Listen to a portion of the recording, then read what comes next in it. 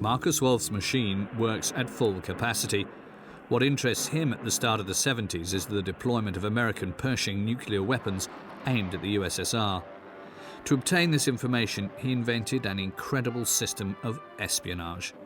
He recruited a new type of agent that he called Romeos, a romantic name for a team of psychological demolition experts who were anything but.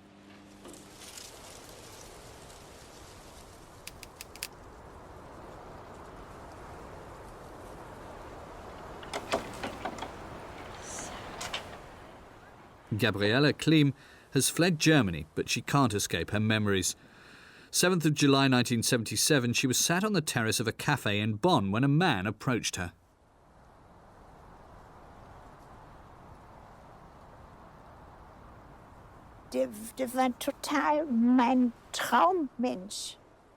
It really was the man of my dreams. I'd always imagined the perfect man, and suddenly there he was in front of me. I didn't think men like that existed. My first instinct was to run away, but I stayed. We saw each other several times in 1977, and it went very quickly. He quickly told me he loved me and wanted to marry me. It went so quickly that we planned to get engaged in January 1978. Gabriella was 32. She was a translator at the United States Embassy. For her, the meeting was like in a romantic film. However, her Romeo's love wasn't quite what she thought. This love had a price to pay, and that was the confidential documents that passed through Gabriella's delicate hands.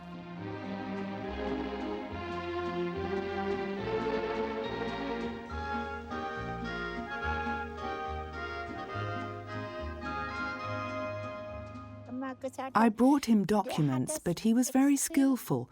I didn't even pay attention to the documents that I brought back, and he kept telling me it wasn't important. And then the Romeo becomes more insistent. He vanishes, then reappears. Marriage is forgotten. Romance gives way to blackmail. Gabriella takes more risks to try and save their love. The documents that the embassy no longer needed were put into bags that were then burned.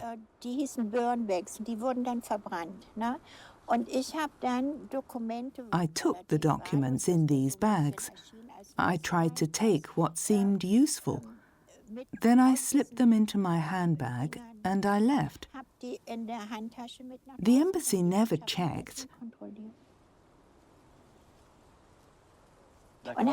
Then at the house I photographed them, then threw them away or put them back.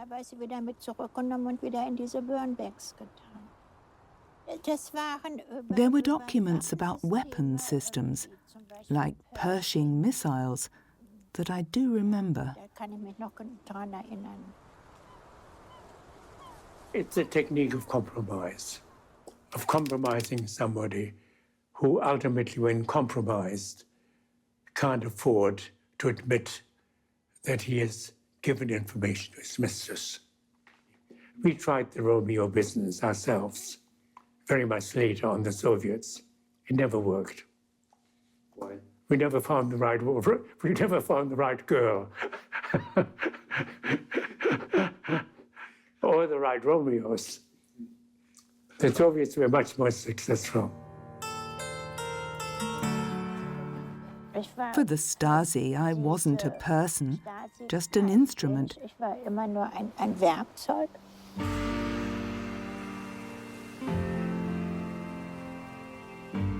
I was 32, pretty, intelligent.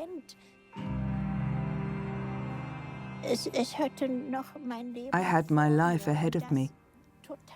And then this outside force arrived, totally aware of his actions, and decided to end the life of this woman.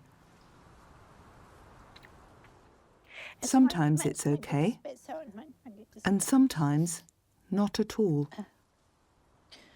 The Romeos had more than 80 victims. Young women who provided the KGB with information from all the ministries, all the embassies. Were there no morals? Yeah, there's no morale. This is not a morality play. Oh, far from it.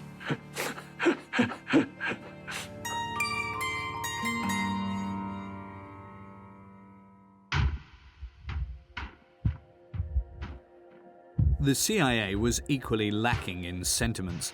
In the middle of the 1970s, the communist system was more and more criticized. The police state had enemies inside. These were the men that the Americans recruited. After infiltrating enemy lines, they blend into the background and stay invisible.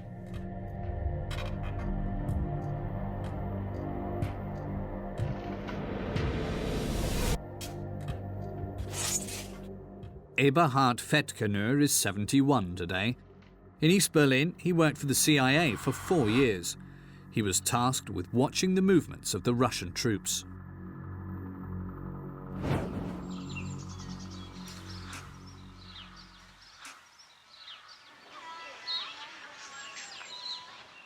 That was the first, how do I say, my first spy training.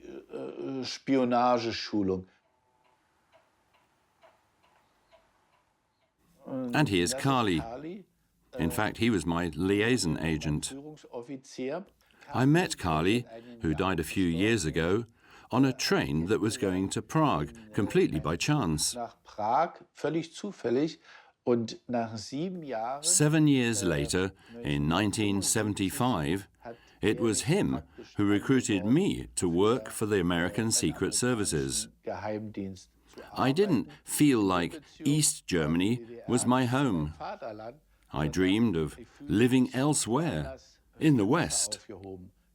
I also had a very romantic image of America. For me, it was the country of freedom. Es waren für mich die Helden der Freiheit.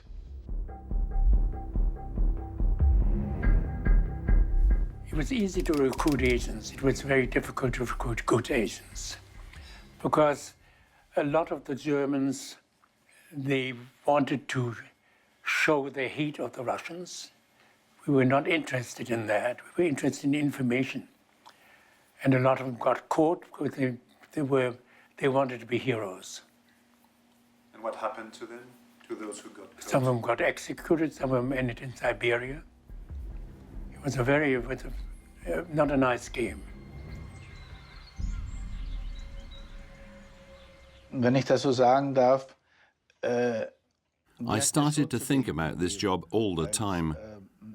I was always asked for more, to go to places further and further away. For example, one day they wanted me to go and observe the Soviet Army's biggest petrol depot. After a while, it became too much for me. Irgendwann zu viel.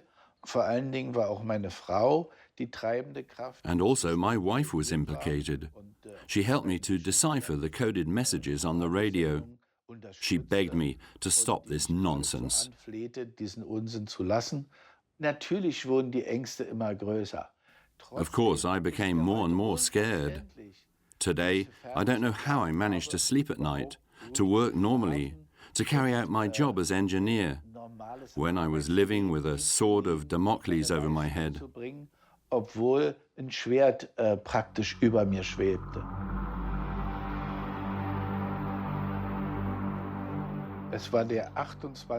It happened on the 28th of June, 1979. I was going down a street in my car when a brown Volga suddenly came up behind me.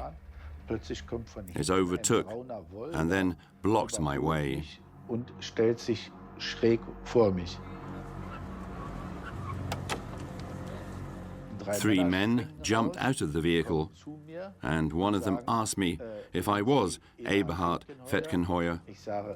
I said I was, and he asked me to follow them, as we had business to settle. During the trip, I told myself to take a long look at these trees, because you may not be seeing them again soon. And that was what happened.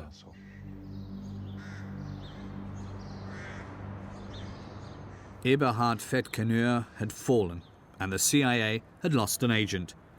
He was to be transferred to the most sinister detention centre in Berlin, Hohenschönhausen, the Stasi prison.